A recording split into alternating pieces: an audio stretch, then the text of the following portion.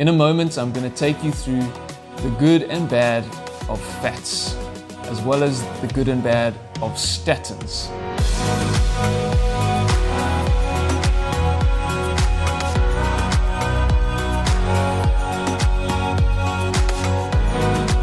I'm Dr. Nicholas Thackeray, a family doctor in Port Elizabeth, South Africa, and welcome to the final episode of our statin series here on Word Doctor. When I was a child, I remember an episode of Disney's Winnie the Pooh in which they went in search of the land of milk and honey. I remember being captivated by this imaginary land and longed to go to this mystical place where there was milk and honey on tap. Why was I captivated by this place? Maybe because milk and honey are rich foods that feed the soul through the pleasure centers of the brain. The author of that episode of Winnie the Pooh was no doubt inspired by the biblical story where God brought the nation of Israel into Canaan, a land that he described to them as a good land flowing with milk and honey. What makes milk so good? It's fat. If you have ever drunk fat-free milk, then you'll know what I'm talking about. In a moment, I'm going to take you through the good and bad of fats, as well as the good and bad of statins, which are cholesterol-lowering medications, and then finish off the series with some wisdom from Psalm 63. So, firstly, what's the difference between cholesterol and fats? Well, cholesterol and fats are both lipids. When you have a blood test for cholesterol, you have a lipogram, which means a lipid measurement. This is what a lipogram includes: total cholesterol, HDL cholesterol or high density lipoprotein cholesterol, your so-called good cholesterol, LDL cholesterol or low density lipoprotein cholesterol, your so-called bad cholesterol, and then triglycerides. We covered cholesterol in the previous episodes, but what are triglycerides? Triglycerides are a package of 3 fatty acids, hence triglycerides. This is how your body stores fat. Your body can make triglycerides or fat out of glucose or sugar, and can make glucose out of triglycerides. The latter process, where your body makes glucose out of triglycerides, takes more energy to do, and therefore if you eat more fat than sugar, you'll lose weight. This process of turning fat into sugar also releases ketones, which gives rise to the keto diet, which is low in carbohydrate and sugar, forcing your body to keep your blood glucose levels up by turning fat into sugar, and in the process producing ketones. Okay, are you still with me? Good. So your body is a metabolic masterpiece. All right, I get it. Triglycerides are packages of fatty acids which make up fat, but are they all the same? No. So what different types of fat do you get that you can possibly consume? What are good fats and what are bad fats? You might have heard of saturated, monounsaturated, polyunsaturated, and trans fats. Well, what are the good and what are the bad fats out of these? As nutritionists will tell you, trans fat is definitely the bad guy on the block. Now, a banned substance in the USA. Trans fats are produced through a nasty chemical process which turns oil into fat and is used in things like margarine. So avoid that and things that might contain margarine, like biscuits and shortbread. What about the other fats? Saturated, monounsaturated, and polyunsaturated.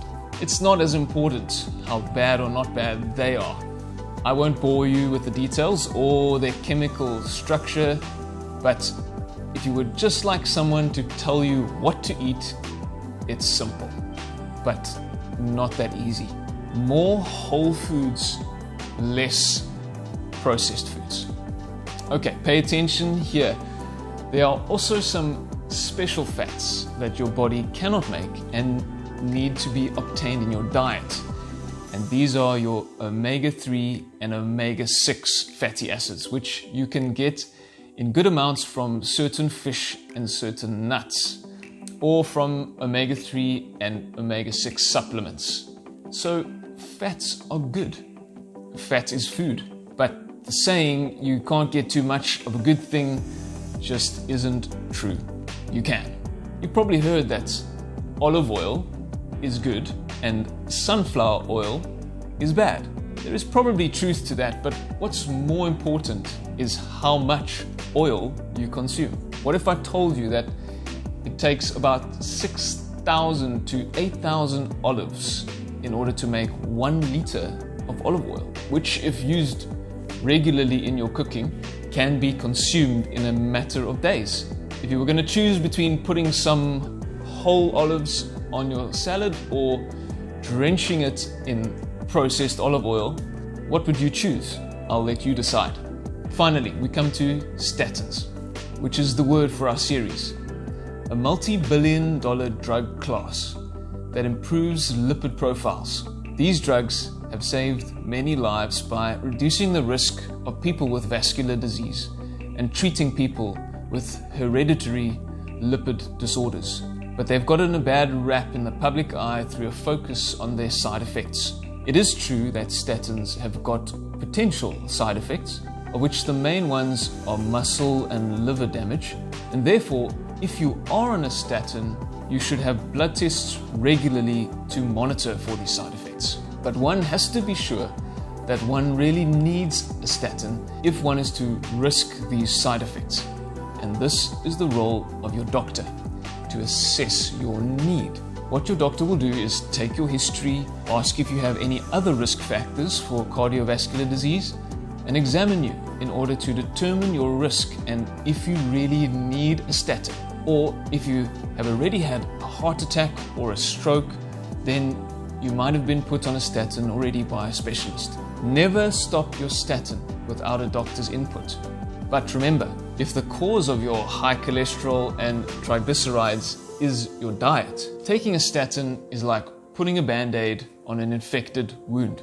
You can cover up the problem, but you're not dealing with the main issue. Whether you are on a statin or not, one of your fundamental human needs is to be eating healthy. Sometimes a simple solution is not an easy solution, but small steps can make a big difference. Psalm 63 says, "My soul will be satisfied as with fat and rich food, and my mouth will praise you with joyful lips."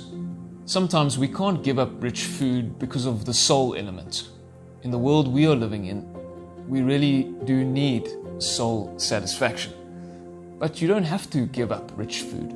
Just not eat it every meal or every day, and rather get the bulk of your soul satisfaction in Psalm 63 through the joyful life of a grateful relationship with God through Jesus Christ, and experience what the promised land of Canaan is truly meant to represent: a soul satisfied with spiritual milk and spiritual honey.